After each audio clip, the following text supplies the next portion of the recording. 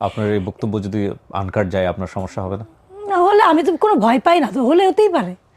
তার বিয়ে হয়েছে তো কি হয়েছে, সে আমাকে ডাকছে। সে যে কি ছিল আমি আমি জানি না। সে ডাকা মানে আমার মানে জীবনে মনে হতো যে ও মাই গড, আমি মনে হয় মানে স্বর্গে চলে আসছি বা আমি স্বর্গ থেকে ডাক পাইছি কোনো। বললাম তো তখন আমাকে বললো যে মিডিয়াতে এরকম অনেক আকর্ষণ আছে, এখানেও কাজ আছে, গিফট আছে। কি আসলে আছে মিডিয়াতে? অবশ্যই আছে। I am the witness. জানি না এপিসোডটা কখন যাবে, এটা আমি বেঁচে থাকবো কি মরে যাবো জানি না। আমি মাই গুডনেস, ভূমিকম্প যে কোন লেভেলে হবে এটা যদি আনকাট আমি প্রচার করি, আর আমার আমার এডিট করার পরে এটা আরও 5 বার 5 জনকে দেখাইতে হবে ক্লোজ ডোরে। My goodness, unbelievable. আর এপিসোড যদি প্রচারিত হয়, আমাকে যদি কেউ মেরে ফেলে, অবাক হওয়ার কিছু নাই। আর আমি যদি মরেও যাই, কেউ যদি আমাকে মেরেও ফেলে, আমার পিছুটা আর নাই। সালামু আলাইকুম প্রিয় দর্শক এবং শ্রোতা, আপনাদের সবাইকে আমন্ত্রণ জানাচ্ছি লাইফের একটি এপিসোডে। আজকে যাকে আপনারা স্ক্রিনে দেখতে পাচ্ছেন তাকে পরিচয় করিয়ে দেওয়ার দরকার নেই। আমরা আজকে রিমু আপাকে পেয়েছি। আপনার ডাকনাম কি রিমু? রিমু রোজা খন্দকার। হ্যাঁ সেটা আমি জানি, কিন্তু ডাক কি সবার নাম জি, সবাই রিমুই বলে। সো আপা, আপনি কেমন আছেন? জি আলহামদুলিল্লাহ ভালো আছি, আপনি Okay, ভালো আছেন? জি আমি ভালো আছি। আমাদের অনুষ্ঠানের কিছু ট্র্যাডিশনাল নিয়ম আছে, লাইক আপনার এইজটা যদি আপনি একটু বলতেন। আমার বয়স 42 রাইট নাও রানিং। 42। ওকে, জন্ম জেলা? ঢাকাতে। ঢাকাতেই জন্মগ্রহণ করেছেন। জি, শুরু করেন, আপনি যেখান থেকে বলতে ইচ্ছা করে যেভাবে বলতে। তো আমি যখন জন্মগ্রহণ করেছি, জি তো খুবই আমার মা ছিলেন একজন অভিনেত্রী জি এবং তখনকার দিনের খুব সুপারহিট নায়িকা। বাংলাদেশে তখনও কারো নাম দিয়ে সিনেমা হয়নি। তা ওনার আমার নাম আম্মু দিয়ে সিনেমা? হচ্ছেন প্রথম নায়িকা বা নায়ক বা অভিনেতা বা অভিনেত্রী যার নাম দিয়ে সিনেমা হয়েছিল, টাইটেল প্রিন্সেস টিনা খান। প্রিন্সেস টিনা খান আপনার মা? জি। জি। তো আমার যতটুকু মনে আছে যে আমার আম্মু আমাকে নিয়ে প্রচুর শপিং করতে গেছে। বলে আমি একদিন থাকবো না, তো হচ্ছে তোমার কি কি খেতে ইচ্ছা করতেছে বলো। তা আমি খুব চকলেটের পাগল ছিলাম, খুব চকলেট, আইসক্রিম। যদিও আমার ভয়েস হাস্কিটা ঠান্ডার জন্য না, বাই বর্ন এটা। হ্যাঁ, আমরা দর্শকরা জানে সেটা। হ্যাঁ হ্যাঁ সেটাই, হ্যাঁ। তো হচ্ছে তো ওই আমি যেটা স্পল যেরকম বলা যে সোনার চামচ মুখে নিয়ে জন্মগ্রহণ করছে। আমার আব্বা ছিলেন আর্মিতে, সেনাবাহিনীতে ছিলেন। ওকে। তো তো আমরা আম্মু খুব ঘুরছে আমাকে নিয়ে, ঘুরছি ফিরছি, নতুন ড্রেস কিনে দিচ্ছে। আমি খুব চাউমিন খেতে পছন্দ করি, সে নিজের হাতে রান্না করে রেখে গেছে যে আমি আজকে যাব, কালকে সারাদিন থাকবো, থেকে পরশুদিন সকালে ব্যাক করবো, এরকম একটা রাতের জন্য। তো আমি ঘুমাই গেছি অ্যাজ ইউজুয়াল। সকালবেলা আম্মু যখন ঘুম থেকে উঠছে, আস্তে আস্তে আমি শব্দ পাচ্ছি কপালে একটা চুমু দিয়ে গেছে। তা আমি আম্মুর হাত টেনে ধরছি যে আম্মু তুমি আমাকে নিয়ে চলো। তা আম্মু বলতেছে যে মা, এখানে যাচ্ছি আমরা 4 জন যাচ্ছি। মোর্শেদুল ইসলাম আঙ্কেল যিনি একজন নির্মাতা, উনি, ওনার ওয়াইফ ছিলেন মুন্নি আন্টি, আলমগীর আঙ্কেল, আম্মু। তো বলছে আমি আজকে যাব, কালকে চলে আসবো, তুমি দেখো। এই চলে গেছে। আমি সারাদিন খেলছি, আমার নানু ছিল বাসায়, মামারা ছিল, কাজের লোকরা ছিল। তো আমার যার মন চেয়েছে আমি ইচ্ছা মতো চকলেট খাইছি, স্পয়েল করছি। আর আম্মু যেদিন বাসা থাকে, আম্মুর বাথরুমটা হচ্ছে আমার কাছে সবচেয়ে মজার জায়গা। বিকজ ওখানে আছে শ্যাম্পু, সাবান, মনে করেন শাওয়ার জেল, বাথটব, পানির মতো ইচ্ছা মতো চুবায়, মানে পানির মধ্যে বাচ্চারা ফেনা করে ফেলে না সাবান দিয়ে, ওইটা করা। আমি 3-4 ঘন্টা আমি গোসলই করছি। আমাদের কাজের লোক, আমার নানি বা আমার মামারা কেউ টেনে আমাকে উঠাতে পারে না। আজকে আম্মু যেহেতু বাসায় নেই, আমরা আজকে খুব পিকনিক মুডে ছিলাম। আমি খুব, আপনি একাই সন্তান? আমার আম্মুর একাই ছিলাম। ওকে, জি। তারপর? তারপরে আমার আব্বা তো দেশের বাইরে চলে গিয়েছিলেন, আর্মিতে ছিলেন। উনি হচ্ছে ট্রেনিংয়ে পাঠিয়েছে বা নাকি বাংলাদেশ গভর্নমেন্ট থেকে পাঠিয়েছিল নাকি, উনি সৌদি আরব গিয়েছিলেন। তো সকালবেলা ঘুম ভেঙে গেছে আমার যে আম্মু তো চলে আসার কথা, সকাল 10টা বাজে। তো একটা টাইমে যেয়ে না কলিং বেল বাজছে। আমি বলছি ঠিক আমার আম্মু আসছে।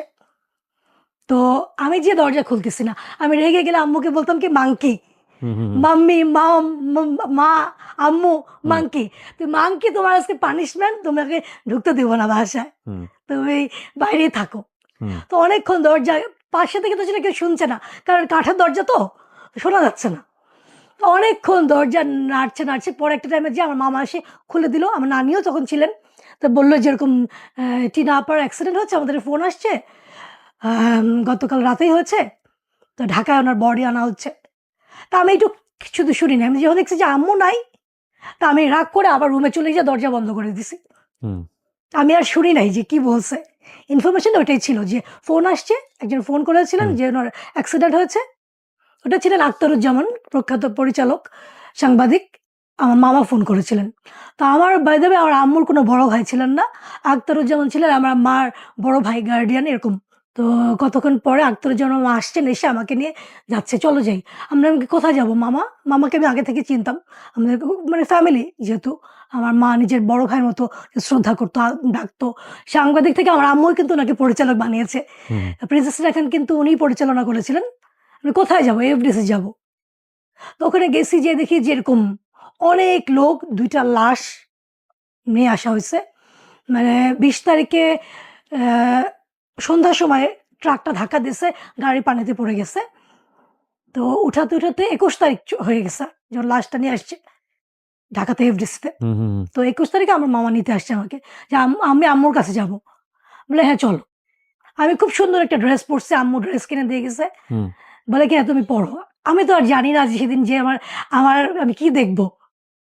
তো ওখানে আম্মুর সব কলিগ থেকে আরম্ভ করে, সুচরিতা আন্টি থেকে আরম্ভ করে, শাবানা আন্টি থেকে আরম্ভ করে, ওয়াসিম আঙ্কেল, রাজ্জাক আঙ্কেল সবাই এরকম আসছে। তো এরকম ২ টা লাশ, আমি তখনও বুঝতেছি না যে কি হচ্ছে।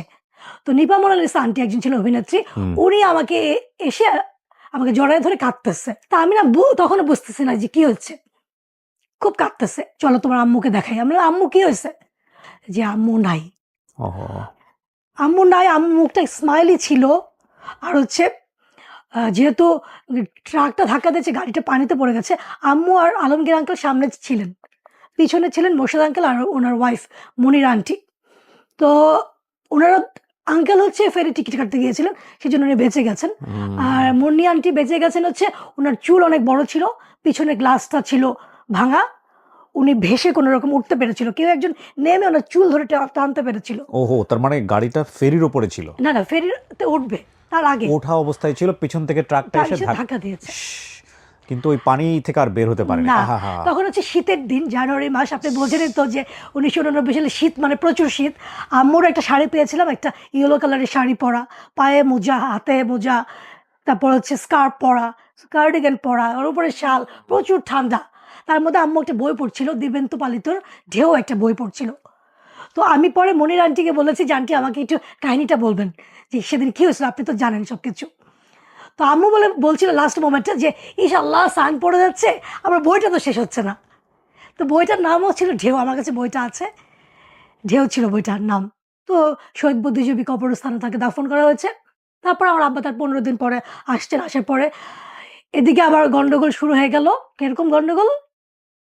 যে আমাকে কে রাখবে? এইটা নিয়ে আব্বু দেশের বাইরে। হুম। আমার দাদিরা থাকে নবাবগঞ্জে, দোহার নবাবগঞ্জ, যেটা কিনা ঢাকা এখন এক আসন, যেটা একসাথে হয়ে গেছে। তো হচ্ছে আমি কোথায় থাকবো? কি করব? যেহেতু আমার আম্মা মারা গেছে। ২ মাস পরে আখতারুজ্জামান মামা, যে কিনা সাংবাদিক ছিলেন, পরিচালক, উনার কাছে আমাকে নিয়ে গেছেন। যে ঠিক আছে, আমার আব্বুকে বলছেন যে, "ঠিক আছে আপনি আসেন। ততদিন ও আমার কাছে থাকুক।" আমার নানু, মামারা সবাই চুয়াডাঙ্গা চলে গেছেন, নানির বাড়ি। হুম। আমার দাদিরা বা ফুপুরা যারা আসছিলেন, সবাই যার, যার মতো নবাবগঞ্জ চলে গেছেন। তো আমি এরকম মামার বাসায় ছিলাম। মানে আপনাকে রাখার মতো কেউ নাই। না, ওকে। তারপরে হচ্ছে এদিকে আমি কোথায় ভর্তি হব, কি করব? আমার আম্মুর খুব ইচ্ছা ছিল আমাকে ভারতীয় শিরোনামসে দিবে। তো আমার আম্মু মারা যাওয়ার কিছুদিন আগে ভারতীয় শিরোনামস ঘুরেও আসছেন। হুম, এর আগে দার্জিলিংয়ে দেওয়ার জন্য খুব চেষ্টা করছে। শাবানা আন্টির মেয়ে পড়তেন। হুম। সুচরিতা আন্টির বাচ্চারাও পড়েছিলেন মনে হয়। তো তো দার্জিলিংয়ে আমার আম্মু যেয়ে দেখে আসছে যে কেমন পরিবেশ, কি সে। পরে আম্মুর মনে হলো কি, দার্জিলিং তো যখন তখন যেতে পারব না। ভারতীয় শিরোনামস বাংলাদেশের মধ্যেই আছে এবং কোনো মানে দার্জিলিংয়ের যে বোর্ডিংটা, ওইটার চেয়ে কোনো মানে খারাপ না এটা। হুম। তো এখানে দিলে আমি যখন ইচ্ছে তখন যেতে পারবো দেখতে। জি। তো আমার আম্মু ঘুরে আসছিলেন। এদিকে আবার পতনের আন্দোলন শুরু হয়ে গেছেন। হুম, উনি গণ অভ্যুত্থান। কি হবে কি না হবে? আমার আব্বু আবার খুবই কাছের ছিলেন সাহেবের। হুম। জাতীয় পার্টি করতেন। খুবই কাছের ছিলেন। ওকে। একটু কফিটা খেয়ে নেই। জি, জি, প্লিজ টেক ইউর টাইম। তো যখন পতন হলো, স্বাভাবিক আমার আব্বুরা যারা কাছের ছিলেন, ওনারা সবাইকে স্যাক করে দেওয়া হয়েছে। ওকে। তো এর ২ দিন পরে মামা আমাকে নারায়ণগঞ্জ নিয়ে গেলেন। তো আমাদের যে মিসেস জয়াপতি ছিলেন, MD. What's your father role? তুমি কোথায়? ফাদার রোল দেশের বাইরে, এর মধ্যে গন্ডগোল। এর মধ্যে আমার দাদি খুব প্যারা দিচ্ছে বিয়ে দেওয়ার জন্য। মানে আপনার সাথে আপনার বাবার কমিউনিকেশন কি? আমার কম্বিনেশন আমি কিছুই জানি না। মানে বাবা আপনার সাথে যোগাযোগ করছে না? যোগাযোগ করছে না, সামহাও আবার করছে মামার সাথে। আমার সাথে দেখা খুব কম হচ্ছে। কেন হবে এদিকে সে এরকম? হচ্ছে একটাই মাত্র মেয়ে আপনি। হ্যাঁ না, উনি বেঁচে আছেন? না মানে 2021 করোনাতে মারা আপনার গেছেন। মনে হয় না যে এটা একটা বড় একটা মিসিং, মানে জি কেন জি, এরকম যে হবে? মিসিং হচ্ছে আর বাবার রোলটা অনেকেই ভাববে যে কেন সে এরকম। রাইট। এটা আমি এটার উত্তর নিজেও আছে বলবো, আপনার কাছে? আমার কোনো উত্তর নেই, এই জন্য যে আমার বাবা হচ্ছে তার মার জন্য পাগল। তার মা তাকে যা বলতেন সে সব সন্তানই হওয়া উচিত, ঠিক আছে, ইটস কিন্তু ওকে, বাট কি- আমার তো একটা বেবি আছে। হ্যাঁ আর আপনার মায়ের দিককার ফ্যামিলির কেউ? আমার মায়ের দিকের ফ্যামিলি, আমি তো বললাম যে এখন যদি আমি বলি যে খুবই সত্যি কথা যেটা বলা হবে যে দে অল আর না, এবং খুব আমার মামারাও নানির যে এবং আমার দাদা ছিলেন না, আমার দাদাকে আমি দেখিনি। তো আমার ফুপুরা, যখন আপনি দেখবেন যে আপনার বাবা আপনাকে ভালো মতো নিচ্ছে না বা একটু কেমন জানি করছে, তখন তো খাচ্ছে পুরো না খাচ্ছে ফ্যামিলি না, ওরকম হয়ে তখন যায়। পুরো ফ্যামিলি কিন্তু এরকম হয়ে যাবে। তারপরে আমি ভারতীয় স্টুডেন্টসে ভর্তি হলাম, বড় ক্লাসে উঠলাম। তারপর হচ্ছে ওই রুলসের মধ্যে চলে গেলাম, punctuality, discipline, neat and clean, hmm. আমার সব কাজ নিজেরটা নিজের করা। প্রত্যেক মাসের হয় লাস্ট শুক্রবার গার্জিয়ানরা আসতো, তো আমার সেবার কেউ আসে নাই। আমি এত কাঁদছি। তখন আমাদের একটা টিচার ছিলেন অপর্ণা চক্রবর্তী, উনি আমাকে বেশিরভাগ গাইড করতো, ড্রেস এমনি করে পড়া, এটা করা কেমনে করে কি করতে হয়, হোমসের যে রুলসগুলা। তো একদিন উনি আমাকে ডেকে বলতেছে যে তুই কাঁদছিস কেন, তোকে বুঝতে হবে যে তোর পৃথিবীতে কেউ নেই, এ তোর বাবা থেকেও নেই, তোর চাচারা ফুপুরা বা দাদিরা বা তোর নানি মামারা কেউ তোর খোঁজ নিতে আসে না, তুই কাঁদবি কার জন্য কাঁদবি বল, হুম। তুই মনে কর তুই একা, তোর কেউ নেই, তোর মামা কখনো আসলে আসবে, না আসলে না আসবে, এভাবে চলবি। আমার বাবা ততদিনে বিয়ে করে ফেলছেন। আমার স্টেপ মার রুলসই বলেছিল, পরে জানছি কন্ডিশন ছিল যে তার আগের ঘরের মেয়ে আসতে পারবে না আমাদের সংসারে, এবং তারপর তার ছেলে হয়েছে। আমার দাদি তো আরো বেশি খুশি। এখন আমি রিমু থাকলেই কি না থাকলেই তাতে কিছু যায় আসে না। হুম। এদিকে আমার দাদার বাড়িতে আমার মা বিশাল বাগান বাড়ি পুকুর কিনছিল, ওগুলাও নাই। এদিকে আমার নানা ছিলেন ম্যাজিস্ট্রেট, সরকারি ম্যাজিস্ট্রেট, সে পাকিস্তান পিরিয়ডে অনেক বড় জায়গা পাইছিলেন, ওখানে আমার মা বাড়ি করছিলেন চুয়াডাঙ্গায়, ওগুলোও আমার কিচ্ছু আমি জানি না। সে আমার মামার নানিরা সবাই মজ মাস্তি করতেছে। এদিকে যে আমার লাইফ কি যাচ্ছে, যে আমার প্রথম আমি ভারতীয় সেনাবাহিনী যাওয়ার পরে আমি প্রথম ঈদ হবে, আমি ঈদে যাব। আমাদের যে মিসেস সাত্তার যে টিচার ছিলেন, উনি আমাকে ডাকছে যে কালকে তো সবাই চলে যাবে, সবার গার্ডিয়ান আসবে, ঈদের ছুটিতে চলে যাবে। ওনার অফিস রুমে ডাকছে, আমি গেছি। একটা লাল স্কার্ট আমাকে ধরাই দিছে, টপস আর স্কার্ট, এটা তুই ঈদে পড়বি। আমি বলছি যে সত্যি এটা আমি পড়বো, এটা আমার? বলে কি হ্যাঁ। আমি কি মামা তো কিনে দেবে, আব্বু কিনে দিবে। বলে কি যে সে দিবে কি না দিবে তা জানি না, এটা আমার তরফ থেকে। সে বলছে সত্যি আমার কোনো ড্রেস ছিল না, আমার টিচারের ড্রেসটা আমি পরেছিলাম। হুম। তো এইটা হচ্ছে কাহিনী। তারপর এই তো ভারতেশ্বরী হোমস। তারপর ভারতেশ্বরী হোমসে ম্যাট্রিক করলাম। ম্যাট্রিক করার পরে ৩ মাস ছুটি। ছুটিতে আমি ১ম আমার দাদার বাড়ি গেছি। এর মধ্যে আমার এই যে ভারতেশ্বরী হোমসের যে জার্নিটা ৯০ থেকে ৯৬, তো খুব বেশি হলে আমি ২ বার দাদার বাড়িতে গেছি। তাও আব্বু যখন আসছিল আমাকে দেখতে, আমি জোর করে গেছি। যতবারই গেছি আমার স্টেপ মা আমাকে দেখে বাসায় থাকে নাই। আমার আব্বু জোর করে আমাকে কাউকে না কাউকে দিয়ে ঢাকায় পাঠায় দিয়েছে মামার বাসায়। তো আমি ১৯৯৬ সালে আমি ম্যাট্রিক পরীক্ষার পরে আমি ১ম ৩ মাস ছুটি। তো ৩ মাসে আমি গেলাম। আমি একা চলে গেছি লঞ্চে করে, মামাকে না বলে। তো যাওয়ার পরে আমি, ভাইয়া ভারতীয় সেনাবাহিনী থেকে আসতাম। ছেলে টিচাররা ছাড়া ওখানে ছেলে দেখতাম না। ছেলে দেখতাম কখন? তা হচ্ছে যখন আমরা ১৬ ডিসেম্বর বা ২৬শে মার্চে ঢাকা স্টেডিয়ামে আসতাম, তখন ছেলে দেখতাম। ছেলে কাকে বলে দেখতাম। মেয়েরা ছেলেরা আমাদের দেখার জন্য পাগল হয়ে যেত, বিকজ আমরা মিনি স্কার্ট পরতাম, শার্ট পরতাম, টাইট, আমাদের ড্রেসই ছিল ওরকম। তো এগুলো দেখার জন্য কিন্তু সবাই পাগল থাকতো, ভারতীয় সেনাবাহিনী কখন আসবে? আমরা যখন নামতাম যে এখন ভারতীয় সেনাবাহিনী আসবে, সবাই এত চেয়ার হইতো, এত মানে কথা হতো। তো আমি ছেলে কাকে বলে আমি দেখি নাই। তো ১৯৯৬ সালে যখন আমি গেলাম ৩ মাসের বেড়াতে গেলাম, তো ১ম এ গেছি, যাওয়ার পরে আমার এক কাজিনের সাথে দেখা হলো। তো এদিকে আমার স্টেপ আমাকে রাখবে না, আমার দাদি কিছু বলতে পারে না। তখন আমার চাচাতো ভাই এবার যে ঢাকা থেকে এবার যে নমিনেশন পেল, সে আমার স্টেপ মাকে ম্যানেজ করছে, চাচিও তো আসছে, থাকুক না কিছুদিন, ঘুরে যাক। তো জীবনের প্রথম প্রেমে পড়া। হুম, হুম। ও মাই গড!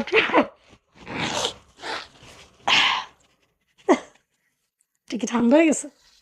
Take your time. আমি আগে জানতাম যে ঘামটা মুছে নিয়ে হুম যাই। শিওর। তো হোমসে থাকা গেলে আমি হুমায়ুন আহমেদের বই পড়ছি অনেক। হুম 3 গোয়েন্দা আমার খুব ফেভারিট ছিল। কেউ না কেউ কারো গার্ডিয়ান আসলে প্যারাজাতে আসতো, তখন হুমায়ুন আহমেদের কি বেরোছে দিয়ে যেত, 3 গোয়েন্দা দিয়ে যেত কোনটা বের হইছে। ওখান থেকে নিয়ে, নিয়ে চুরি করে পড়তাম। আমিও একটা বই ধরলে শেষ না করে থাকতাম না। শেষ করতে হবে আমার। তো ওই হুমায়ুন আহমেদ পড়ে, পড়ে প্রেম জাগা। তো ১ম আমার এক কাজিনের প্রেমে আমি পড়ছি। সে আমাকে বিভিন্ন জায়গায় নিয়ে যেত। তো এরকম এদিকে ম্যাট্রিক রেজাল্ট হলো। আমার আবার ভারতীয় সেনাবাহিনীতে যাওয়ার টাইম আসলো। কিন্তু আমি আর ভারতীয় সেনাবাহিনীতে যাই নাই। ওকে কেন? প্রেমের টানে। যে ওকে। ওখানে গেলে আবার ২ বছর আটকে থাকতে হবে। যদি আবার ফেল করি তার মধ্যে ৩-৪ বছর হুম হুম হুম আসতে পারবো না। এখন যদি আমি এখন এখান থেকে আমি চলে যাই, আমার দাদার বাড়িতে আমাকে আর কেউ আবার নতুন করে আমাকে কেউ রাখবে না। এখন তো মোটামুটি আমি সেটেল হয়ে গেছি। হুম হুম এরকম লাগছিল প্রেমে পড়ে। যে মনে হয়েছে যে এই লোকটা আর কেউ না থাকুক, এই লোকটা তো আমার জন্য আছে। হুম তো তারপরে মামা আমাকে জোর করে ভারতীয় সেনাবাহিনীতে নিয়ে গেছে, ভর্তি করাইছে। কিন্তু আমি আর পড়ায় মন বসে নাই। আমি আবার চলে আসছি। তখন আমাকে ট্রান্সফার সার্টিফিকেট যেটা করতে হয়, টিসি দিতে হয় বা ভর্তি হতে হয়। তো ওই যার প্রেমে আমি পড়ছিলাম, তো সে আমাকে সব ম্যানেজ করে দিছে। ওকে। তো ঢাকা লালমাটিয়াতে ভর্তি হয়েছি তারপরে। লালমাটি মহিলা কলেজ, থাকতেন কার কাছে? Girls hostel. জি। এবং আমরা প্রেমও করতাম, পড়তাম এই। হুম হুম তারপর একটা টাইমে যখন আমি বললাম যে এরকম বিয়ে-শাদী বা এটা ওইটা, ৮ বছর হয়ে গেছে আমাদের প্রেমের। ৮ বছর হয়ে গেছে। আমি যখন তাকে বারবারই বলি যে, বিয়ে-শাদী করব না, আমরা এরকমই থাকবো। আর কতদিন আমি হোস্টেলে থাকবো বা এরকম কি করব? তারপরে টাকা লাগতো, সে আমাকে দিত টাকা। আমার দাদিরা বা অনেকে আমাকে না করছে যে, ফ্যামিলির মধ্যে প্রেম করো না, এটা ঠিক না। আর ওদের যে ফ্যামিলি, যাদের সাথে তার যে প্রেমে আমি পড়ছিলাম, তারা একটু অন্য টাইপের, খুবই গোঁড়া। আমার আম্মুকে ১ম এ মেনে নেয় নাই, ও অভিনেত্রী ছিল। হুম আর তার মেয়েকে যে মেনে নিবে এটা তো কোনো কখনো না, অ্যাবসার্ড। পৃথিবী এপার থেকে ওপার হয়ে যাবে। ওরা কখনো এরকম করবে না। তো আমাকে সবাই না করছে। যে না করতো তার মনে হতো যে সে তো আমার ভালো চায় না। ধ্যাৎ! কেউ আমার ভালো চায় না। হুম মামা আমাকে বুঝাচ্ছে, আমি মামার ভালো চাই না। মামা আপনার বাসায় আমি থাকব না। আমি খুব এত মানে আল্লাহ বলে না যে সবকিছু একদম সয়ে রয়ে করতে হয়। আপনি মানে অন্ধ হয়ে গিয়েছিলেন আর কি যেটাকে বলে। অন্ধ যাকে বলে, তার সাথে আমার এতদিনে জীবনে I got from him. তো আমার তখন আরো বেশি মনে হয়েছে যে এই লোকটা আমার সাথে চিট করবে না। যেহেতু তার সাথে আমার হয়েছে। হুম এই লোকটা আর যাই হোক চিট করবে না। সে আমাকে নিজের দায়িত্ব নিছে। লালমাটিয়া মহিলা হোস্টেলে থাকতাম। সব টাকা সে দিত। হুম হুম প্রত্যেক মাসে ২ বার করে ৩ বার করে দেখা হতো। হুম যখন যেখানে। সে যদি বলতো এখন দিন, রাত্রে আমি দিনই বলতাম। হুম হুম দিন রে বলতো যখন রাত, সে যা বলতো আমি তাই একদম। তো যখন বলি তখন বলে যে ফ্যামিলিতে আমি বলি আসলে সবাই বলে যে না, টিনার মেয়ে তো, টিনাকে তো আমার ফ্যামিলির কেউ পছন্দ করতো না। তোমার দাদার ফ্যামিলি পছন্দ করতো বা তোমার চাচারা পছন্দ করতো, ফুপুরা পছন্দ করতো, অন্য কাজিনরা পছন্দ করতো। আমাদের ফ্যামিলি না। তখন কিন্তু আমি মিডিয়াতে আসি নাই। নরমাল একটা মেয়ে। মানে টিনার মেয়ে আমি, টিনা আমার মা। এটা কি কোনো এক্সকিউজ হতে পারে? যে কারো যে মেনে নিবে না ফ্যামিলিতে? হুম হুম কোনো এক্সকিউজই হতে পারে না। ইডেনে ভর্তি হইছি ফার্স্ট ইয়ারে, অনার্স ফার্স্ট ইয়ারে পলিটিক্যাল সায়েন্সে। ওকে। তারপর আমি এত ডিপ্রেশনে চলে গেছি। আমার না তখন একটা হরমোনাল ডিসঅর্ডার তো হয়।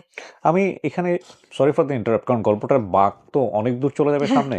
আমি শুধু চিন্তা করছি, ধরুন ওনার মা যদি বেঁচে থাকতো বা ওনার বাবার গাইডেন্সটা যদি ওনার উপরে থাকতো, তাহলে কি ওনার জীবনে এত বড় ডিজাস্টারগুলো এত ইজিলি আসতে পারতো? That's a big question. যতটাই চ্যালেঞ্জিং হোক না কেন, একটা টিনেজের বয়সে কিন্তু একটা মেয়ে বা একটা ছেলেরা অনেক বেশি পরিমাণে এই জিনিসগুলোতে অনেক ডিপলি মোটিভেটেড থাকে। কাউকে ভালো লাগলে তার সেই পৃথিবী হয়ে যায়, তাকে ছাড়া অন্য কিছু চিন্তা করতে পারে না। এবং এগুলো আপনারা যদি একটু স্টাডি করেন দেখবেন যে সাইকোলজিক্যালি এগুলা সায়েন্টিফিক। বিশেষ করে অ্যাডোলেসেন্স পিরিয়ডে তো খুবই সায়েন্টিফিক। প্রথম প্রেম, প্রথম ভালোবাসা, হ্যাঁ? তো এই জায়গাটা থেকে আসলে কত দূর যাবে, কত দূর স্টেপ নিবে, সেখানে সীমানা নির্ধারণ করার যে ব্যাপারটা, এটা তো ও বুঝতে পারছে না। আমি বুঝতে পারছি না, আমাকে আমার বাবাও অনেক সময় না করেছে, আমার দাদি না করেছে, আমার না, এই না কাজিনরা করার না বিষয়টা করেছে। আমি বলি, আপনার বাবার জায়গা থেকে আমি বলি, উইথ ডিউ রেসপেক্ট, আপনার বাবার নাটা আপনি শুনলে না শুনলেই বাকি। আমার কিছু যায় আসে না। এক্স্যাক্টলি, কারণ বাবা যে আমার লাইফে অনেক বড় গুরুত্বপূর্ণ একটা ব্যক্তি, সেটা কিন্তু ওনার গল্পে আসছে না, না। আসে নাই। মা তো মিসিং, মা নাই।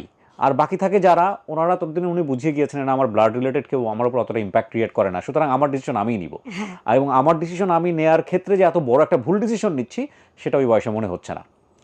এটা একটা ফ্যাক্ট। জি, তারপরে? একটা টাইমে আমি খুব অসুস্থ হয়ে গেলাম, হুম। বিকজ হরমোনাল ডিসঅর্ডার হয় অনেক রকম সময় হয়, বা এরকম একটা একটা একটা ধকল গেছে, এটা একটা হয়। পরে বলে কি, আমি অনেক বোঝানোর চেষ্টা করছি, ফ্যামিলি থেকে মানছে না। তারপর অনেকদিন সে আমার সাথে কোনো যোগাযোগ করে নাই, প্রায় ৮-৯ মাস। আমি জানি না, আমার খাওয়া দাওয়া লেখাপড়া সবকিছুই বন্ধ, মানে ওই সময়টাতে খরচও দিত না কিছু? কিছুই না। তারপর একটা টাইমে শুনলাম যে ও বিয়ে করে ফেলছে, হুট করে? ফ্যামিলি থেকে ওকে বিয়ে দিয়ে দিচ্ছে ওকে। হুট করেই? হুম। আপনার ফ্যামিলি থেকে আপনার বাবা কোনো যোগাযোগ করেনি ওই সময়টা? আমার আব্বা বলছে যে, তুমি গেছিলা কেন, না করছে না তোমাকে সবাই? তো হচ্ছে, যখন আমি বললাম যে, আমার আব্বাকে বললাম যে, আব্বু ওরা এরকম করছে, এরকম এই সেই, বলে কি যে, হ্যাঁ, এটা তো করবেই, তোমাকে তো সবাই না করছিল, তুমি শোনো নাই কারো না। তো ভাবছিলা যে পৃথিবী মানে ওই একা পৃথিবী তোমার, আমরা তো কেউ না। এই গল্পটা বিশেষ করে টিনেজের বাচ্চা যারা আছেন, মেয়েরা যারা আছেন, ছেলেরা যারা আছেন, একটু মনোযোগ দিয়ে শুনেন। এবং ভুল আসলে অন্যের ভুল থেকে যদি শেখা যায়, তাহলে ওই ভুলটা নিজের জীবনে না করাটাই বেটার। সে বিয়ে শাদী করার পরে কিছুদিন পরে এসে সে আমাকে নক করেছে, সে আমাকে দেখা করতে চায়। তারপরে আমি যাবো কি যাবো না আমি জানি না, আমি তো, তার বিয়ে হয়েছে তো কি হয়েছে, সে আমাকে ডাকছে। ও এক ধরনের হিপনোটাইজ ছিল, মানে সে যে কি ছিল আমি আমি জানি না। সে ডাকা মানে আমার মানে জীবনে মনে হতো যে, ও মাই গড, আমি মনে হয় মানে স্বর্গে চলে আসছি, বা আমি স্বর্গ থেকে ডাক পাইছি কোনো। প্রেম এরকমই হয়, যদি কথাটা একদম চরম পর্যায়ের ভুল। কারণ যে প্রেমের রেসপেক্ট থাকে না, সবসময় ইলিউশনিস্টিক ব্যাপার থাকে, সেই প্রেম ডেঞ্জারাস। ইলিউশনে ছিল, সে যে ডাকতো আমাকে, মনে হতো যে সে যদি আমাকে বলতো যে তো বিষ খাও, আমি মনে হয় বেশি খাইতাম। এবং সে আমাকে বলছে যে, তুমি লেখাপড়া করতে চাও? তো আমি বললাম যে হ্যাঁ, আমার লেখাপড়া করাটা আমি ছাড়তে চাইনি। তো তার তার আমি তার সাথে আমি টাইম স্পেন্ড করব, সব ধরনের কোয়ালিটি টাইম স্পেন্ড করব। এটা এক ধরনের আমার ইয়ে ছিল যে, আমার লেখাপড়ার প্রতি একটা লোভ ছিল, যে তার সাথে থাকলে মনে হয় আমি লেখাপড়াটা করতে পারবো। সে আমাকে যে টাকাটা দিচ্ছে, সে শুধুমাত্র আমাকে ভালোবেসে দিচ্ছে না, আমার লেখাপড়ার খরচটা দিচ্ছে। আমি খুব পজিটিভ ওয়েতে ধরছি, আমি কোনো নেগেটিভ ওয়েতে ধরি নাই। তার সাথে থাকলে আমি মাসে মাসে টাকাটা পাবো, সেটা দিয়ে আমি আমার যাওয়া আসা, আমার কাপড় চোপড় বলেন, আমার বই খাতা বলেন, আমার টিউটোরিয়াল ফি বলেন, কলেজের ফি বলেন, সব দিতে পারবো আমি। লেখাপড়াও কিন্তু একটা মোহ ছিল আমার, যে ওর সাথে থাকলে আমি লেখাপড়া করতে পারবো, ও আমাকে সাপোর্ট দিবে। অন্য কেউ আমাকে হলে আগে আরো বিয়ে দিয়ে দিত। হুম। কারণ আমি যখন আমার দাদার বাড়িতে চলে গেছিলাম, তখন আমার অনেক বিয়ের প্রস্তাব আসছে, অনেক ভালো ভালো। যে ম্যাট্রিক পরীক্ষার পরে মেয়েদের বিয়ে হয়ে যায় না? দেখতে যে সুন্দর, আল্লাহ শুনছি যে এই মজ্জেম চাচার মেয়ে আসছে, বা মজ্জেম আঙ্কেলের মেয়ে আসছে, বা অনেকের আব্বুর নাম বলতো যে খন্দকার সাহেবের মেয়ে আসছে। তো এরকম আমার এত বিয়ের প্রস্তাব আসছিল, সে আমাকে ওই যে ডাইভার্ট করে সে ঢাকায় নিয়ে আসলো। হুম। যাতে আমি অন্যদের কথা না শুনি, কোনো ভালো জায়গায় আমার বিয়ে হোক সেটাও সে চায় নাই। আমাকে বলছে, "তুমি তো লেখাপড়া করতে চাও না?" "হ্যাঁ।" "তো আমার সাথে থাকলে তুমি শুধুমাত্র পাবা। অন্য জায়গায় বিয়ে হবে, তোমাকে সংসারে বাচ্চা-কাচ্চা হবে, সংসারে লেখাপড়া কেউ তোমাকে করাবে না।" সে আমাকে এটাও মাথায় ঢুকাইছিল। জি, আপনাকে ওনার বিয়ের পরে ডেকেছে বা কিছু একটা, ওই গল্প ছিলেন, হ্যাঁ। তো বিয়ের পরে যখন ডাকছে, তো আমি গেছি। আমি বললাম যে, "হ্যাঁ, বলো, আমি জানি, আমি বুঝতে পারছি। তোমাকে জোর করে বিয়ে দিয়ে দিছে, তাই না?" ওর কিছু বলার আগেই আপনি বলে "হ্যাঁ, হ্যাঁ। যাচ্ছেন। আমাকে এইজন্য তুমি মনে হয় আমার সাথে যোগাযোগ করতে পারো নাই।" বলে কি, "না, আমাকে" কথা বলছে ওর ভাই, চলে ইমিডিয়েট বড় ভাই।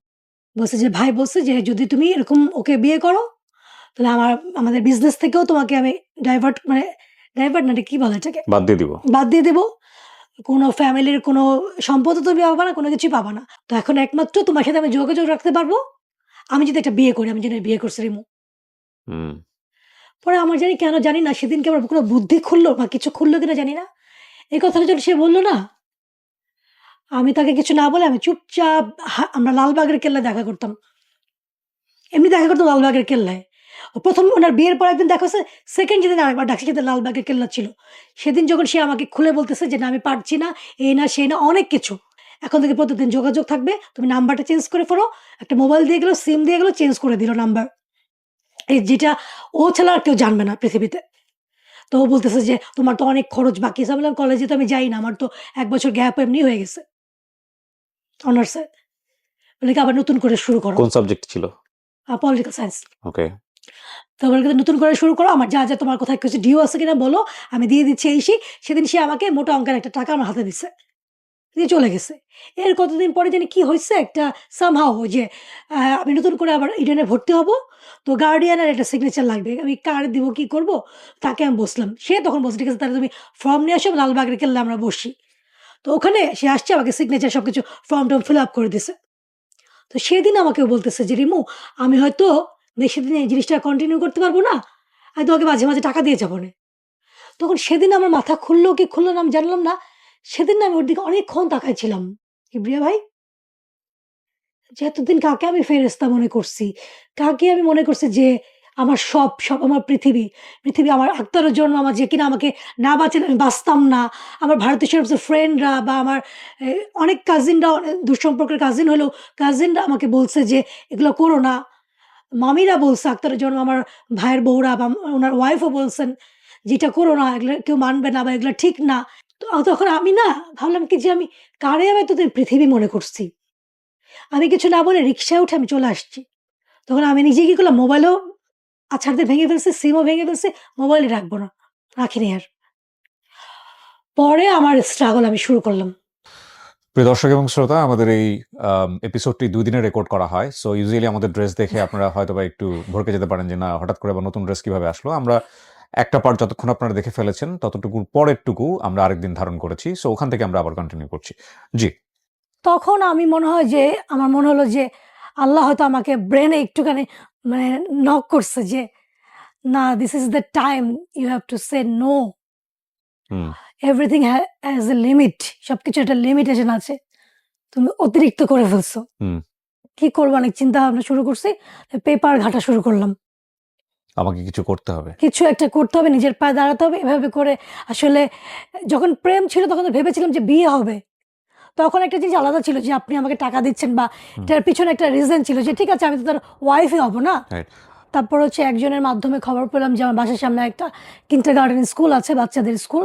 সকাল থেকে দুপুর ১২টা ১২:৩০ পর্যন্ত বাচ্চাদের পড়ায়, আমি ইডেনে ক্লাস করতে যেতে পারবো। হুম, জি। রাবিতা নামে একটা হোস্টেল ছিল। তো ওখানে ফিরে গেছি। ওখানে আমার একটা সিঙ্গেল রুমে আমি থাকতাম। তো হচ্ছে এবং রাবিতা যার নাম দিয়ে হোস্টেলটা, ওই বাচ্চাটাকে আমি পড়াতাম। আচ্ছা। এইটাই আমার আসলে ১ম বেতন আমার হচ্ছে, পেতাম ৳১৫০০। আর ওর কাছে ওকে পড়াতাম যে আমি ৳৫০০। এই ৳২,০০০ আমার সম্বল। আমার বাবা তো আমাকে কিছু দিবে না। কখনো চায়ও নাই, দেয়ও নাই। বা তার কাছে চাওয়া আর হচ্ছে মানে কি বলে? মানে এটা আশা করাটাই ভুল আমার কাছে। তো ১ বছর করছি। করার পরে দেখলাম যে আসলে সেলারি এত পুর, মানে হচ্ছে না। ক্লাস ঠিকমতো হচ্ছে না। বাচ্চাদের, ছোট বাচ্চাদের পড়াতে তো অনেক প্রেশার। মানে অনেক পেশেন্স লাগে, ধৈর্য লাগে। তো সবকিছু মিলে আমার পড়াটা ঠিকমতো হচ্ছে না। হুম, পরে আমি আরো সার্চ করছি। তারপরে আমি একটা বাইং হাউসে জব পেলাম। Front desk officer. Okay. Garments oriented company ছিল। জি। তো ওখান থেকে আমার একজনের সাথে পরিচয় হলো। সে আমাকে একটা ভালো জায়গায় বলল যে, "তুমি ওখানে যেতে পারো।" তারপরে আমি শিফট হলাম ২ বছর পরে টেক্সটাইল। ওখানে আমি আমার এমডি স্যারের পিএস হিসেবে ছিলাম। তো তার যত মেল আসে এগুলো হুম। করেসপন্ডিং করা বা তার মিটিং ফিক্স করা, এটা ওটা সবই আমি করতাম। তো আমি জব করছিলাম ভালোই। স্যার আমাকে নিজের মেয়ের মতো দেখতেন। কর্পোরেট জগতের অনেক কিছু আমি দেখে ফেলছি। কি হলো? যেমন হচ্ছে বায়াররা আসতো, স্বাভাবিক, তার আমি পিএস, তার সাথে আমাকে যেতে হতো অনেক জায়গায়। তো একটা বায়ার ছিলেন, বেলজিয়ামের একটা বায়ার। তো সে আমাকে অনেক পছন্দ করতো। আমি আসলে জানি না। আমি ভাবতাম যে হেভি সুইট গার্ল, রোজা, রোজা এরকম করতো। রোজা বলে ডাকতো। রোজাকে রোষা বলতো, রোষা, হুম, রোষা বলে ডাকতো। তো এরকম যাওয়ার সময় না আমাকে $100 এরকম দিয়ে যেত। তাই আমি ভাবতাম যে হয়তো আমি গেছি, এদের একটা অভ্যাস যে কিছু কিনো বা এটা এরকম থাকে না? পরে ১ বার ২ বার ৩ বারের বেলায়, এবং সেদিন ছিল, আমার যতটুকু মনে আছে, সিডর হয়েছিল। হচ্ছে কি যে সেদিন আমার ১ম, আমি কোনোদিন 5 স্টার হোটেলের যে ডিনার বা এরকম একটা এর এনভায়রনমেন্ট আগে আমি কখনো দেখি করা নাই। হয়নি। Hmm, this is the first time. আমার মানে খুবই একটা ভালো লাগা ছিল যে আমি 5 স্টার হোটেলে তো মানে হচ্ছে গেলেন কিভাবে 5 স্টার হোটেলে? আমি গেলাম কি করে, স্যার যেহেতু উনি বললো যে এই কোম্পানির অনারে একটা পার্টি রাখছে, উনি ডিনার থ্রো করছে। ওকে এর মধ্যে একটা জিনিস স্যাম্পল মিসিং হয়ে গেছে, ওকে যে হচ্ছে আমি জাস্ট খালি আমার অফিসের গাড়ি নিয়ে যাব গাজীপুরে, যার 4টা স্যাম্পল, এরপর দিন সকালে ওনার ছিলেন ফ্লাইট ছিল আর্লি মর্নিংয়ে। তো হচ্ছে তো আমাকে স্যার বললো কি যে সবাই তো এখন চলে গেছে, তুমি এক কাজ করো, তুমি আমার গাড়িটা নিয়ে যাও, তুমি জাস্ট খালি স্যাম্পলটা নিয়ে তা একবারে ডিনারে জয়েন করো। যে দেখি যে স্যাম্পল রেডি হয় নাই, আমি যে কাপড় কাটাইছি 4টা কালারের 4টা সাইজ এরকম সব কিছু মিলে হতে হতে প্রায় 1:30 2টা বেজে গেল। ডিনার সব শেষ। এদিকে আমার স্যার আমাকে বলছিল যে, আমি স্যারকে বললাম স্যার একটা যে ভালো জায়গায় যাবো এরকম, আমার তো ওরকম ভালো ড্রেস নাই। তো স্যার আমাকে টাকা দিয়েছিল, আমি খুব সুন্দর সুন্দর কিছু মনে আছে যে কোটের মতো কিনছিলাম। তো যেভাবে হয় আর কি, যে অফিসের যে মিটিংগুলো বা ডিনারগুলো যেরকম হয়। তো পরে এরকম ডিনার সব শেষ। আমার ঢাকায় ফিরতে ফিরতে দিকে দেখতেছি যে কারেন্ট চলে গেছে, কয়েক জায়গায় রেডিসনের সামনে গাছ পড়ে আছে। ওকে তো হচ্ছে পরে কোনো রকম যে পৌঁছালাম, পরে আমি মানে যে ছিলেন ফ্রন্ট ডেস্কে তাকে বললাম যে আমি ওনার সাথে দেখা করতে চাই, ওনার কিছু স্যাম্পল আছে, তো কালকে সকালের ফ্লাইট। বলে কি উনি তো ঘুমাই গেছে, আপনি রেখে যান। তারপর জাস্ট আপনি জানান যে আমি এসে দিয়ে গেছি, আমি জাস্ট এনশিওর হওয়া যে ঠিক আছে আমি দিয়ে গেছি, জাস্ট এটুকু বলবো যে স্যার আমি রেখে গেছি, আপনি নিয়ে নিন।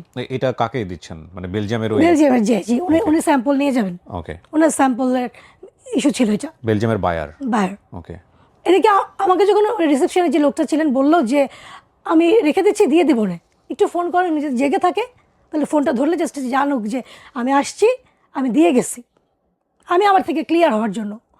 এর মধ্যে ফোন উনি ধরছেন, তো বললো কি যে আমাকে যেতে বলো রুমে। তা আমি বলছি আমি রুমে যাব, তখন আমাকে রিসেপশন থেকে বলতেছে আপনার কাছে কি আইডি আছে, ভোটার আইডি? তা আমি বললাম কি যে ছিল না আমার কাছে, সত্যি কথাই। আমি বললাম না ছিল না। বলে কি না, ওনার রুমে যেতে হলে তো লাগবে। পরে উনি নিচে আসলো, এসে আমাকে নিয়ে গেছে সব। পরে ওখানে যাওয়ার পরে যা হলো, এটা আমি মানে একদমই এক্সপেক্টই করি নাই, বা এরকম হতে পারে। মানে he is like my father figure. এতদিন আমি তাকে যদিও বা দেখছি বা পছন্দ হয়েছে বা আমার সাথে ভালো ব্যবহার করছে, আমি ভাবছি যে তারা আছে না খুবই সুইট হয়, পোলাইট হয়, যারা ওনারা তো ওনাদের কালচার বা ওনাদের বিহেভিয়ার তো তাই থাকে। তার কাছে তো আমি ডটার মানে কন্যার মতোই, তার বয়স ভালোই ছিল। তো সে আমাকে যে প্রপোজাল দিল বা দরজা বন্ধ করে দিল বা এটা ওইটা, আমি এক্সপেক্টই করি নাই। আমার বুক ধরপড় করতেছে, আমি কি করব, ও আল্লাহ, এখন তো ভোর 4টা বাজে। বলে কি I pay you more, I don't need, please I have to go, আমার যেতে হবে। দরজা খুলে আমি অনেক কষ্ট করে আমি দরজা খুলে বের হয়ে গেছি। তো এর মধ্যে সকাল হয়ে গেছে। পরে আমার এমডি স্যার, আমি সেদিন অফিসে যাবো না, উনি আমাকে ডেকে নিয়ে গেছে যে কি হয়েছে বলো, কি করছো আমার বায়ের সাথে? তুমি জানো আজকে যেই রাতে যে ডিনারটা হলো কত ইউরোর চুক্তি হয়েছে? আমি বললাম, কত হতে পারে? বলে বাংলাদেশি টাকায় প্রায় 10 কোটি টাকা। তা আমি বললাম কি যে স্যার আপনি তো আমাকে মেয়ের মতো দেখেন না, আপনার কাছে কি বায়ের বড় নাকি আপনার মেয়ের সম্মান বড়, এটা আমাকে একটু বলেন। তার রুমে আমাকে জোর করে নিয়ে গেছে। আমি তো ভাবছি যে হয়তো নর্মাল থিঙ্ক। তা আমি বললাম কি আমি ওনার প্রপোজালে রাজি হইনি, তারপরে কি আপনার সাথে সে ডিট ভঙ্গ করবে? বলে হতে পারে তাই। উনি ছিলেন পাবনার লোক, ওনারা একটু পাবনার ল্যাঙ্গুয়েজে কথা বলতো। তা বলছে স্যার আপনার কাছে কি ইম্পর্টেন্ট, বায়ার? তাহলে আমি আর এখানে জব করব না, সরি। পরে আমার ওই জবও গেল। তারপর আবার শুরু হলো জব হান্টিং। তারপরে দেখলাম যে ওই যে আমি বলেছিলাম যে আমার খুব ইচ্ছা ছিল পাইলট হব বা ডাক্তার হব, আমার আম্মুর ইচ্ছা ছিল আমি ডাক্তার হব। তো তখন ভাবলাম কি যে আমার তো একটু ঘোরার শখ আছে, আমার কিন্তু ঘোরার খুব শখ ভাই। জানি না এপিসোডটা কখন যাবে, এটা আমি বেঁচে থাকবো কি মরে যাবো জানি না। আমি কিন্তু এভারেস্টে যাব, আমার অনেক দিনের ট্রেকিং করতে যাব। তো আমি জানি না, আমি বেঁচে থাকলে হয়তো মানুষ দেখবে, আর যদি মারা যায় এটা হয়তো দেখবে মানুষ যে তার আগে আমি বলে গেছিলাম। তো দেখলাম কি এয়ারলাইন্সে হচ্ছে কেবিন ক্রু নিবে। তো ওখানে আমি যোগাযোগ করলাম, মানে কি এয়ার হোস্টেস, হ্যাঁ। তো ওখানে আমি যোগাযোগ করলাম, যোগাযোগ করার পর ওখানে আমাদের ট্রেনিং হয়। এর মধ্যে হচ্ছে আমাদের যে যে যে মেন যে সেক্টরটা দেখে কেবিন ক্রুদের ট্রেনিং সংক্রান্ত যে ম্যানেজার, উনি দাদা। তো হচ্ছে ওনার আবার অনেক হট কানেকশন অনেকের সাথে আছে, তো আমি জানতাম না। তো উনি প্রায় বলতো কি যে তোমার আমাদের রাত হয়ে গেলে বা হয়ে গেলে উনি আমাদের মাঝে মাঝে নামায় দিত। তো একদিন উনি আমাকে বলতেছে যে চলো একটা জায়গায় তোমাদের নিয়ে যাই। তা আমি বলছি আমি তো কিন্তু মেয়েদের হোস্টেলে থাকি, 10টার পরে কিন্তু গেট 10টা পর্যন্ত মানে অ্যালাউ করে, 10টার পরে অ্যালাউ করে না। বলে কি না না ততক্ষণই তোমাকে আমি ছেড়ে দিব, দিয়ে আসবো। তো উনি আমাকে নিয়ে গেলেন একটা জায়গায়, পরে যেয়ে জানলাম যে এটা একটা অ্যাম্বাসেডারের বাসা। ওকে। ওখানে যেয়ে দেখলাম মানে আমি খুব মিডিয়া মানুষদের চিনতাম না, কারণ যেহেতু ভারতে সেরকম লেখাপড়া করছি, মিডিয়া সেক্টরটা আমার একদমই তখনও পর্যন্ত, আমার মা যে এত বড় অভিনেত্রী ছিলেন এগুলো আমি অনেক পরে জানছি, বা সে কী কী করছেন বা কী না করছেন আমি অনেক পরে জানছি। কি প্রিয়া ভাই, আমার মিডিয়া সেক্টর সম্পর্কে আমার সত্যিই কোনো ধারণা ছিল না। একমাত্র আনন্দলোক পড়তাম আমি, এটা আমার খুবই একটা নেশা ছিল। হুমায়ুন আহমেদের বই পড়তাম, 3 গোয়েন্দা পড়তাম, আর আনন্দলোক এটা আমার আম্মা থাকা অবস্থা থেকে আমি পড়তাম। তো ওখানে যাওয়ার পরে আমার কিছু মুখ আমি চিনছি, বিকজ আমি পেপার পড়তাম প্রতিদিন, পেপারের মধ্যে বিনোদনের পাতা আসতো, যার কারণে কিছু মুখ আমি চিনছি। ওখানে একজন লোকের সাথে আমার পরিচয় হলো, উনি মানে সম্পাদক ভাই। ওকে। তো দেখলাম অনেক নাম করা মডেল অনেকের আছে। তো উনার যেটা অভ্যাস ছিল, যেটা আমি বুঝেছি যে নতুন কেউ দেখলে উনি আসে কথা বলতো নিজে নিজেই। তো উনি আমাকে জিজ্ঞেস করতেছে তুমি কী করো, কি এই সে অমুক তমুক। তো আমি তো এখন বয়স হয়ে গেছে 42+, তখন তো আমার বয়স আরও কম, আরও বেশি সুন্দর ছিলাম তারপরও। তো তো উনি আমাকে বলতেছে যে এরকম মডেলিং করবা কি না এই সেই। আমি বললাম না না, আমি তো এয়ারহোস্টেস হব।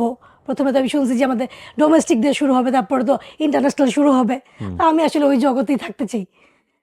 তারপরে ওনার সাথে আমার দেখা হয়েছে কয়েকবার। তারপরে হচ্ছে ওখানে ওই যে দেখলাম যে অ্যাম্বাসেডার মানে পারলে সবাই ওনার উপরে হুমড়ি খেয়ে পড়ে, এরকম অবস্থা। অনেক খাবার, অনেক অ্যালকোহল, অনেক কিছু, আড্ডা, অনেক অনেক আড্ডা। তো হচ্ছে মানে আমি ভাবতেই পারি নাই যে এরকম হইতে পারে। আমার কাছে খুব মানে অফেন্ডেড লাগছিল খুবই, মানে এরকম হতে পারে বা এখানে আমি কেন আসছি, কেন এখানে তো this is not my part of job. পরে আমি খুব রাগ করে বলছি আমি চলে যাব, আমি থাকবো না এখানে, প্লিজ আমাকে যেতে হবে, 10টার পরে তো আমাকে ঢুকতে দেবে না হোস্টেলে। পরে আমি চলে যাব। তারপরে উনি বাধ্য হয়েছে নিয়ে যাওয়ার জন্য, আরও 2টা মেয়ে ছিল ওদের নামে আমাকে ড্রপ করছে। আমি বলতেছে তুই এত গাধা কেন, এত বোকা হয় মানুষ? আমি বললাম যে কেন দাদা কি হয়েছে, ওখানে নিয়ে গেছি কেন জানিস? আমরা কি হোয়াট বলে অ্যাম্বাসেডারের কথায় কত কিছু হতে পারে জানিস? হয়তো তোর জব হতে পারে দূতাবাস আছে ওখানে বা কোনো এয়ারলাইন্সে ভালো। আমি বললাম কি দাদা আমি তো কেবল শুরুই করিনি, ট্রেনিং করতেছি, 3 মাস হয়েছে, এখন এসে আমাকে নিবে, রিক্রুট করবে? তো ও বলতেছে না না এরকম যোগাযোগ থাকা ভালো, এই যে পরিচয় হলো এই সে অমুক তমুক। তো এরকম আমি করতেছি, আমার না দিন দিন তার প্রতি আমার যেটুকু ভালোবাসা বা ভক্তি শ্রদ্ধা ছিল উঠে যাচ্ছে। তার চেহারা আমার বিভিন্ন রকম ভাবে মুখোশ দেখতেছি যে উনি হচ্ছে basically he is a supplier. Okay. Supplier বা সাপ্লায়ার যদি বলা হয়, সে এবং রাজু, তারা দুজন। এবং সে কিন্তু সালমান এফ রহমানের কাছের জন ছিলেন চৌধুরী। আপনার এই বক্তব্য যদি আনকাট যায় আপনার সমস্যা হবে না? না হলে আমি তো কোনো ভয় পাই না, তো হলে হতেই পারে। ওনার জীবনের যে গল্পটা, এটা যদি হুবহু আনকাট একেবারেই আনএডিটেড অবস্থায় আমি প্রচার করি, বাংলাদেশের এই মুহূর্তে সবচেয়ে বড় ইস্যু কি? ফেব্রুয়ারির ইলেকশন। এটার চেয়ে বড় ইস্যু বাংলাদেশে এই মুহূর্তে নাই। কিন্তু আমার কেন জানি মনে হয় সেই ইস্যুর পরের ইস্যু হয়ে যাবে আমার এই এপিসোড। কজ উনি যা বলতেছেন এবং যাদেরকে নিয়ে বলতেছেন তাদেরকে চিনি না বাংলাদেশে এমন কেউ নাই। And this is not the first time. আমি অনেক মানুষের, অনেক big big celebrity, big big শর্টের ইন্টারভিউ করেছি এবং কিছু কিছু এপিসোড ছিল ইটস লাইক বুম, মানে আজকে প্রচার হলে কালকেই বুম হয়ে যাবে সোশ্যাল মিডিয়া। বাট আমার এডিটোরিয়াল সেন্স থেকে আমি কখনোই ওই ক্যাবাসটাকে টার্গেট করিনি। আমাদের আসলে টার্গেট অন্য জায়গাটায়। পুরো গল্পটা আপনারা শোনেন, আপনারা বুঝতে পারবেন যে একটা প্যারেন্টাল গাইডেন্স ছাড়া বাংলাদেশে একটা মানুষের জীবন কেমন হয়, কতটা ফাইট করে তাকে টিকে থাকতে হয় এবং দিন শেষে তাদের জীবনটা কি দাঁড়ায়। There is a great message. জি প্লিজ। আর 1.5 মাস ছিল, হলে আমাদের ট্রেনিং শেষ হয়ে যেত। তা আমি কোনো রকম শেষ করছি। এর মধ্যে সাথে সে প্রায় প্রায় ফোন দিত, এই মডেলিং করবা কিনা, সুন্দর আমাকে ছবি পাঠাইতো, যেরকম এই শাড়ির করবা কিনা, এটা করবা কিনা, এরকম অনেক অফার দিত। তো আমরা কিছু মেয়ে, কয়েকটা মেয়ে আমরা ফ্রেন্ড হয়ে গিয়েছিলাম। তো আমাদের যে ফটোগ্রাফার ছিল অনেক নাম করা ওই টাইমে, 2007-এর কথা বলছি আমি এটা। তো আমরা সবাই মিলে একটা ছবি তুলছি, মানে এয়ার হোস্টেসের প্রথম পোশাক পরে নিজেরা ছবি তুলছি, কেমন লাগে আর কি, স্মৃতি। হবে কি হবে না জানি না, কিন্তু হচ্ছে আমরা পোশাক পরছি পাঁচজনে, পরে ছবি তুলছি কাছে যে। তো হচ্ছে একদিন কি করছে, আমি না ছবি আনতে গেছি, এদিকে আমার সাথে অনেক ঝগড়া লাগছে, আমি আপনাদের জব করবোই না। কারণ হচ্ছে এর মধ্যে আমাকে ফোন দিয়েছে গুলশান ক্লাবে যাওয়ার জন্য। আমরা কেন বলে যে ওখানে আমাদের এয়ারলাইন্সের একটা ডিনার আসছে, সবাই আসছে, তো সবাই যাবে, আমাকেও যেতে হয়েছে। যাওয়ার পরে উনি আমাকে পার্সোনাল ভাবে বলতেছে যে একটু বাইরে বস, আমি তোকে ফোন দিলে উপরে লিফটের এততে আসবি। তাহলে আমি যে ডিনার তো এখানে হচ্ছে, আমি লিফটের আপনাকে এত কথা বলতে হবে না। তারপর আমাকে বলছে যে বললাম যে কি ওখানে কে আছে, মানে তুই আস, কথা বলবি না, জিজ্ঞেস করবে কোথায় যাবেন, বলবি জাস্ট জাস্ট এই রুমে যাব। আমি লিফটে উঠে গেছি, দেখি উনি কি করে দেখি। হুম। তা বলে কি না, একটা ভালো মিটিং করাবো তোর সাথে। আমি একা, আমার কাছে এটা অবাক লাগছে, বলে কি না তোকে তোকেই পছন্দ করছে ওরা, উনি বা ওনারা।